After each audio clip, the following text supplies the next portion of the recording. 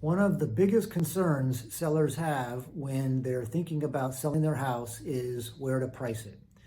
And the concern comes from, if I underprice it, I'll give it away. If I overprice it, maybe it'll sit longer than it should. It seems like sellers generally tend to lean toward overpricing it than maybe pricing it where it should be. The reason for that is people assume that the longer the house is on the market, the more people will see it, the more money I'll get. And that stands to reason. It's very intuitive.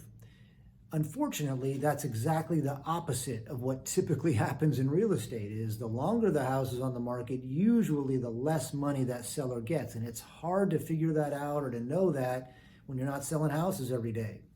What happens in a buyer's mind is they're out looking at houses, they're driving all over, they're upending their entire life to look at houses and pre-approvals and scraping together a down payment. They're very, very serious.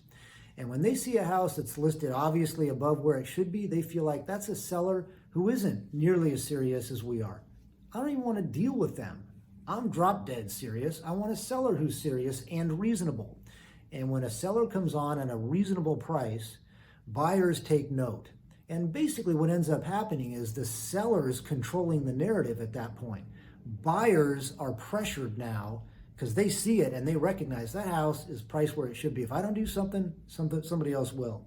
When it's overpriced, buyers see that and they'll typically say, oh, okay, well, that's overpriced. I'll wait them out. I'll wait till it drops 2 or 3 times and then I'll make an even lower offer. So a lot of times you're in the driver's seat and you actually end up getting more money than you would by having a higher price, which is very counterintuitive.